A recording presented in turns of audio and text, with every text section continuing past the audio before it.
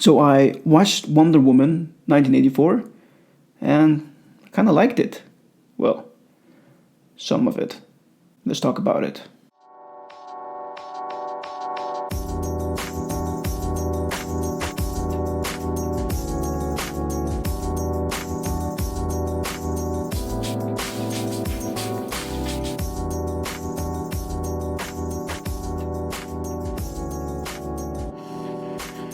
So yeah guys, like I said, we're gonna talk about Wonder Woman 84 in this episode. So if you haven't seen the movie, go see it guys, because this episode is gonna have a lot of spoilers. Let's go. I'm currently sitting on a train on my way from Copenhagen to Esbjerg, where I'm going to work for 14 days. And the train takes about 3.5 hours, something about that, 3 hours, 40 minutes. And I saw that on HBO Nordic, Wonder Woman 84 just came out. So I'm actually gonna watch that movie and gonna tell you what I think later guys.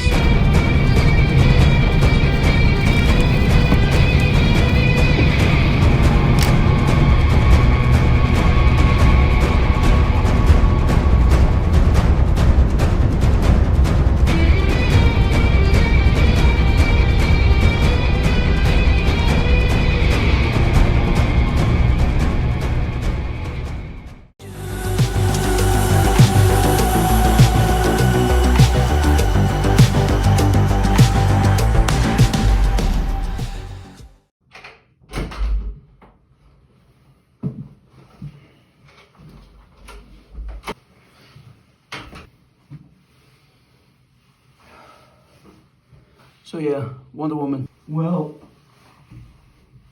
there's been so much negativity about Wonder Woman, the movie, and that kind of made my experience already negative going into the movie.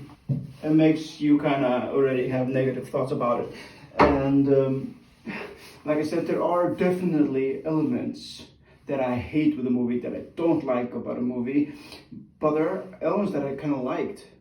Now, okay, this is very unfair coming after watching the Snyder Cut, because I think that the Wonder Woman is depicted in such a cool way in the Snyderverse, and I don't see the connection with this version of Wonder Woman, although it's the same actress, it's supposed to be the same universe. I mean, even Snyder's name is mentioned in the production team.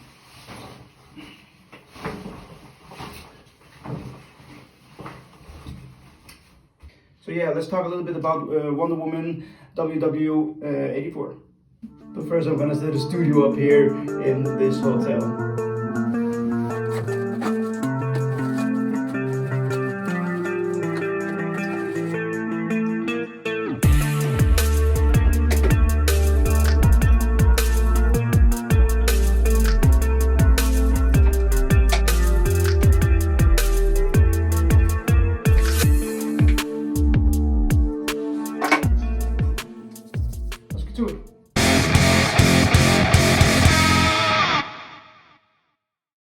So yeah, I don't know. I'm really out of my comfort zone right here because I'm sitting in a hotel in Esbjerg, Denmark.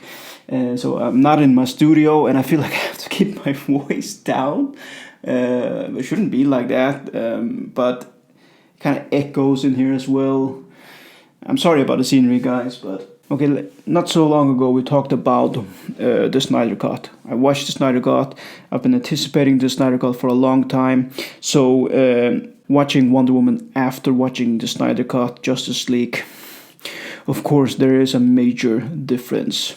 So yeah, compared to the Snyder Cut, of course, there are major difference between Wonder Woman, but I knew that going in, you can so much see Warner Brothers touch still on this. We can go into the negatives right away, because I have some positives about these movies as well. The goofiness is still there. The jokes, the lame jokes, this light tone, and I don't like that. I said that before. I hate that. I really like Zack Snyder's this dark, serious version of the universe, the Snyderverse, and he even has jokes in it. You can see that with the Flash, but they're so much more subtle.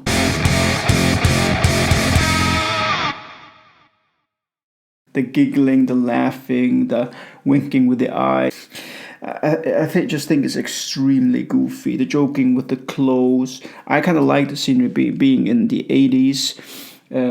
Not to say that I would love to see a Wonder Woman directed solely with Zack Snyder, like he envisioned with the Imperial Empire War. That would look very cool. And let's talk about Wonder Woman Part 1. The first Wonder Woman movie, it was amazing because there were so many failures with DC coming up line by line, and some of the things people liked, some of the things people didn't like. Like I said before, I like Man of Steel, I like Batman vs. Superman. There were elements of it that I didn't like. I'm touching on this before, but when it came to Wonder Woman, there's so many things that I really liked about that movie. I think it was excellent done. I think it was so cool. Wonder Woman that was depicted in such a cool way. Well, she is kind of Zack Snyder's version. Maybe she's a little bit more upbeat in that movie, but I think it was done in such a subtle way that it didn't bother me. And the jokes were also more subtle. They were actually funny. They were not goofy. But when it comes to Wonder Woman 84, it kind of loses it. It kind of goes off tracks again. Let's just talk about the tone. Right away you can see that this is not Zack Snyder. The bright colors, I didn't like that. I prefer it the way Zack Snyder does it, but it doesn't bother me that much that I couldn't watch the movie. I'm going to talk about the negative things first, because like I said, I have some positive things. In the beginning and before watching the movie, like I said, guys, spoiler alert, I really had a problem with Trevor coming back. I didn't understand it. I didn't understand watching it in the trailer. I think that the trailer shouldn't have involved him at all. I think it would be more subtle if it was surprised in the movie, because you get an explanation why he's there, because of the wish stone, the wish that Diana makes, and then it makes kind of sense. Even after finding out that it was a wish, I still didn't like it, until it came clearer that how important to the story that he actually is. It brings a dilemma for Diana, because she wants nothing more than having Trevor back, so that makes sense. On the bad side of it, it's kind of like trying to take the drama back from the first movie and reusing it in this one, and I just think that's spreading it out a little bit too thin. Some of the scenes in the movie were really cool. The fighting scenes, I always prefer the fighting scenes in Zack Snyder's version. Some of the scenes were very off. All of a sudden, they kind of lost me. For example, when they were fighting, and she swings with her lasso on a rocket, and she flies off with rocket, grabbing the children in midair. It just looks so bad. It looks extremely bad. It looked very bad made. The CGI was bad in it, if you ask me. I think it was kind of cool that she landed down and kind of failed at it, but hanging on a rocket like that. I'm not even going to talk about her flying. What was that? Why was she flying? I mean, I know in the comics she has this invisible plane. I'm going to get back to that one. But why is she flying? She doesn't need to fly. Why add things on it? She's powerful enough as she is. She doesn't need to become Superman. Let's talk about the ending before I get to the positive things.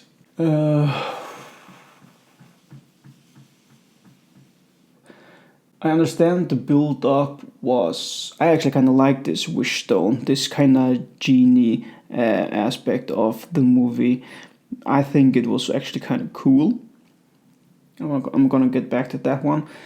But the way that it ended, that she just diplomatically convinced him to undo his wish, I didn't like that. And try to convince the entire world to announce their wishes, I think that maybe I'm just greedy, but I think that would never happen in real life. Because people are more greedy than that. I understand by the look of it that the entire world was going under just because of the wishes, and she used her lasso to see what was going to happen, to see the truth of it all, but it's just kind of silly. Oh, I think, now hear me out, guys. I think it would be much cooler if the son maybe didn't make the wish at all. And he, maybe in the ending, sees a wish. He boasts of his power to his son, saying that anyone who makes a wish from me can have it granted by a heavy price. And maybe then the son would say, well, you are like a genie. I wish you had a lamp. And he became trapped in that lamp. I know that would take like Diana out of the picture, but I think that would be kind of cool. Or if Diana herself actually made another wish. If you want to be a genie, if you want to grant wishes, fine. I wish that you were trapped in a lamp like a genie with your wishes. And then he was trapped in a lamp, and now you have this powerful enemy you can use again for a later movie, a later episode, and he would just be an evil genie. I think that would be a cool way to make a genie, to introduce a genie into that, because he basically was a genie, or in this case he was the crystal, the wish crystal. I think that would be just kind of cool. Maybe not make it the son or Diana or somewhere like that where she manipulated him. I just think that would be kind of cool, instead of him just getting an epiphany. Okay, what am I doing? Okay, now no, this is going too far. I unwish everything, and that's the end of the story. I don't know, maybe that's just me.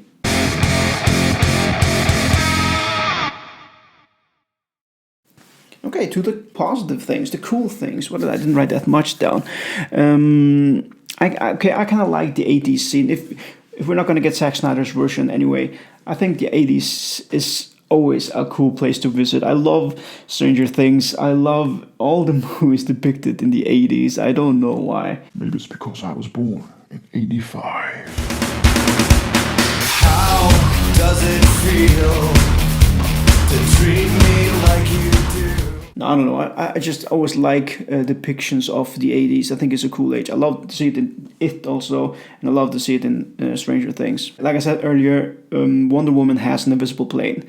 I don't know why they made her an invisible plane when they were drawing the comics, but they did. And I think it was very cool that she made Trevor's plane invisible. It was a nice nod to the fans and to the plane, and I think she just should have kept it as a reminder of Trevor. And I think it was a cool way to do it, instead of just having an invisible plane. It was a cool way to put it in. I think she just should have kept that plane and stopped with this flying in the air bullshit.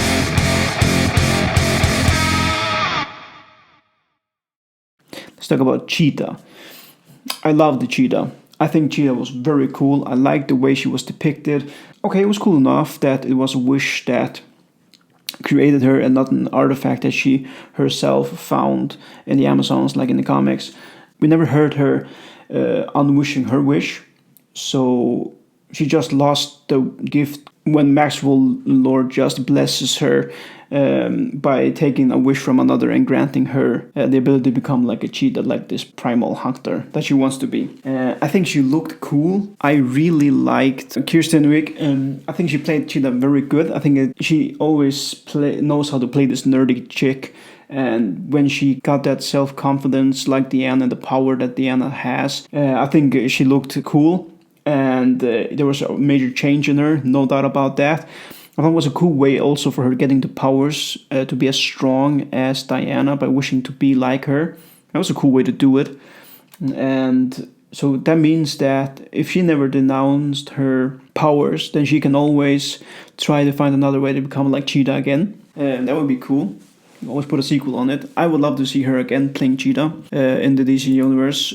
She played it really good. I really liked her. Maxwell Lord, I liked him also. I think he was cool. I could see this desperate guy wanted to be rich after a failed industry and wanted just to be powerful. And the way that this was depicted, we could just go into also the story of the movie. I like the story, actually. I like the story of the movie. I don't know if the critics hate the story of the movie, but I liked it. I think it was cool with the crystal. I thought it was cool that Maxwell found it and that he wanted ultimate power through it, and that he actually became the bearer of wishes like the crystal itself was cool, and that it had a high price. Every wish had a high price. Also cool concept. When that is the way Trevor came back, and that's the way Cheetah became as powerful as she did. That is the way that Wonder Woman lost her powers because of the price. Every wish has a price. I think it was cool. I liked it. So overall, the story of the movie is cool. There are scenes that I didn't like. I didn't care much for that armor. Also, the story itself was kind of cool. Also, that all the Amazonians gave one piece of armor to create that armor for the last one who sacrificed her life for the safety of the people. It's also a cool story. I just didn't like the look of the armor. I think it was kind of dumb and unnecessary. So yeah, overall the story was fine. To be honest, I would rather love to see Zack Snyder's Wonder Woman in any movie. The way she's depicted, she's not this jokish woman like she is here. I hate the way that she's joking and Trevor's joking and this forced comedy in it. I hate it. I hate these bright colors. But when that is said, I like the overall story in the movie. If we're not gonna get Zack Snyder's story of Wonder Woman, this was fine. I could continue with this, go on. Just cut out her flying, the jokes, and yeah, some of the scenes should be maybe made a little better. But these are just, I don't know. Is there any movie when there are no critiques ever? I don't think so. We are very hard to please. We're very hard to please.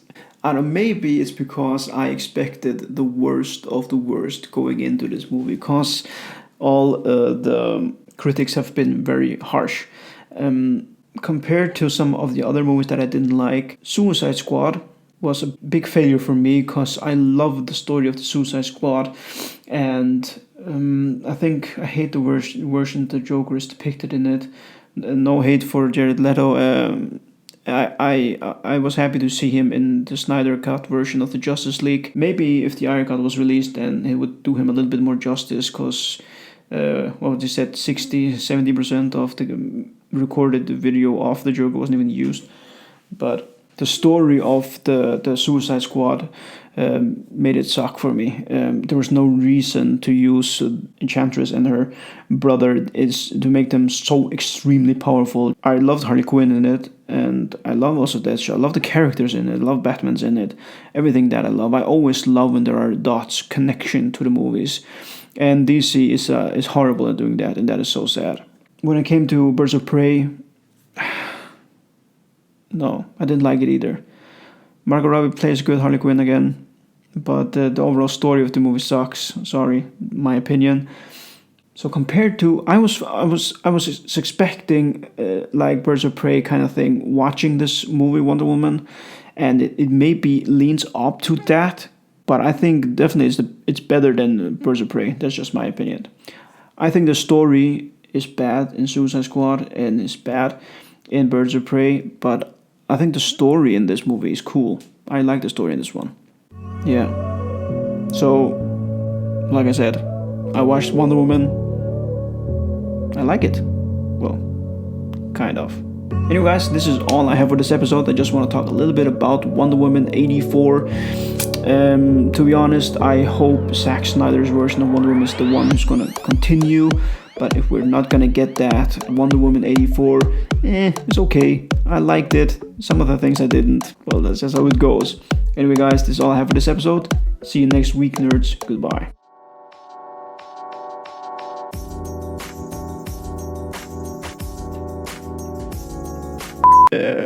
Faster. Wonder Woman, it seems so forced again, the jiggling and jiggling. Giggling. I mean, the buildings are so close now that people can actually see me from their living room. Okay, getting off topic, John. Should keep her beat. I know a lot of you guys hated it. Okay. I know.